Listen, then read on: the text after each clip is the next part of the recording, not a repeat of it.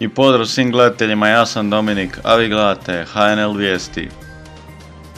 Službeno, zbog pogoršanja situacije s pandemijom, utakmica Istre i Dinama bez gledatelja. Četvrtfinalist Lige prvaka došao po Amera Gojaka. Otkriveno koliku plaću Dinamo nudi Matjažu Keku. Manuel Neuer u Omišu zapjevao Lijepa li si.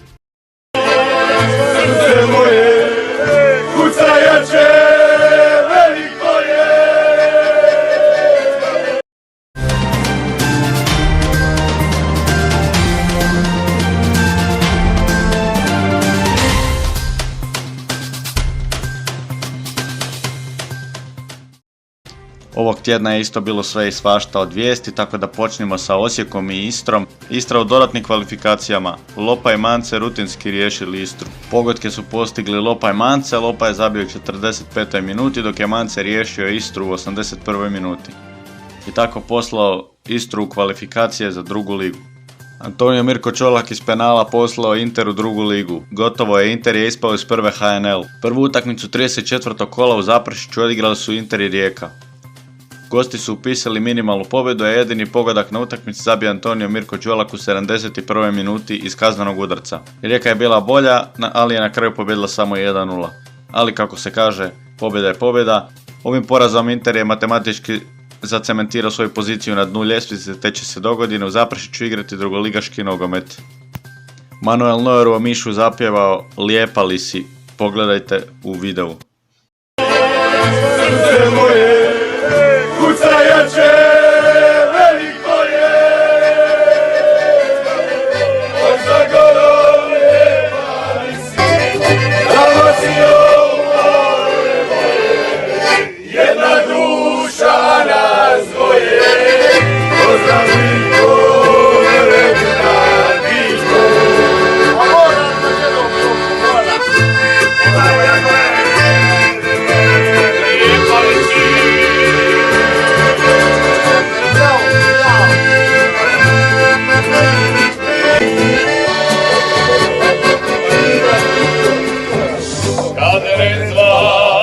Moru krene, ti se sada sjeti mene, mojoj pjesmi budi tema.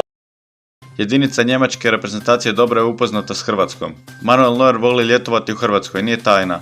Nekadašnji suigrač hrvatskog reprezentativca Ivana Rakitića u nekoliko je navrata ljetovao kod nas, a da mu nisu strane ni pjesme hrvatskih glazbenika pokazao je otpjevaši s domaćinima pjesmu Lijepa li si. Nakon toga naravno je bio izudaran sa razne strane njemačkih medija. Neuer na udaru njemačkih medija, nisam znao što pjevam.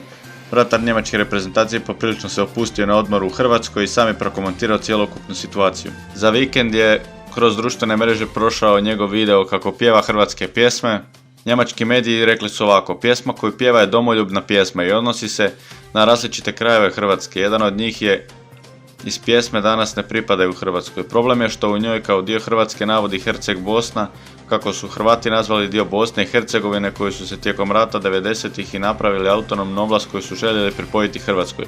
Marko Perković Thompson godinama je optuživan za veličanje hrvatskog fašizma. Zato mu je zabranjen ulazak i pjevanje u nekoliko europskih država, piše Goal.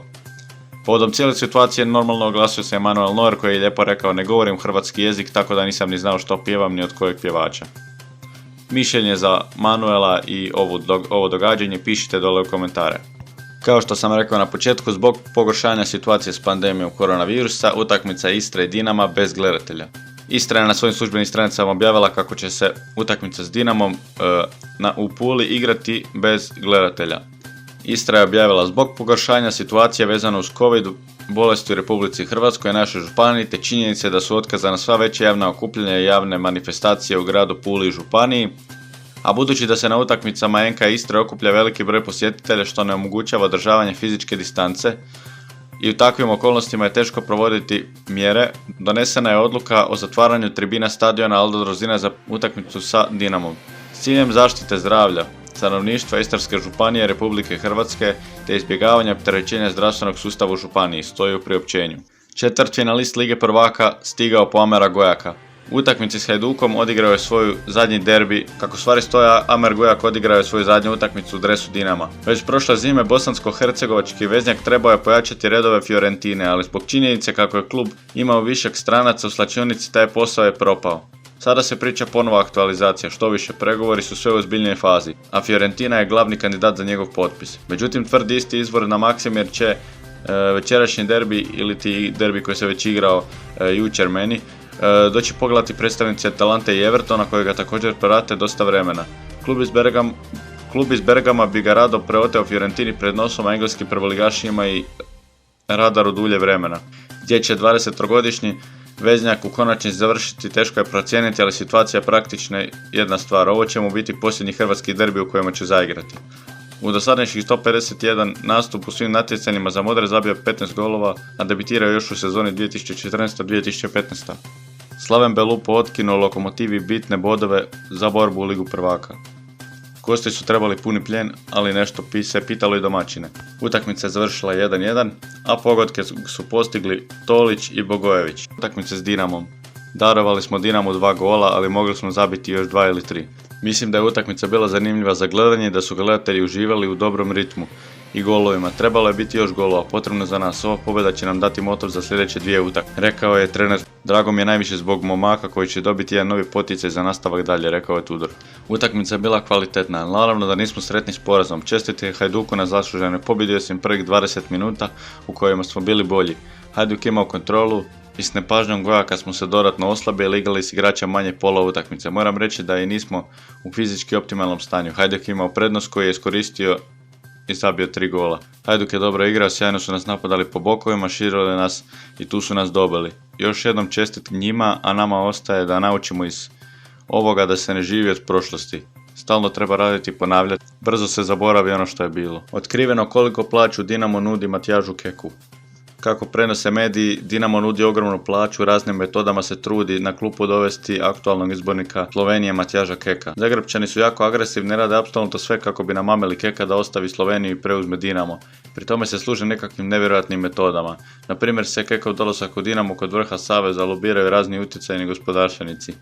Dinamo nudi Keku 3 puta više plaću nego što ima kao izbornik Slovenije. S bonusima bi u Zagrebu zarađivao oko 800.000 eura godišnje. I ništa, hvala vam što ste gledali još jedne HNL vijesti. Ovo je bila zadnja vijest za ovaj tjedan. Vidimo se naredno idući ponedjeljak kad nas opet gledate. A do tada, lijep pozdrav!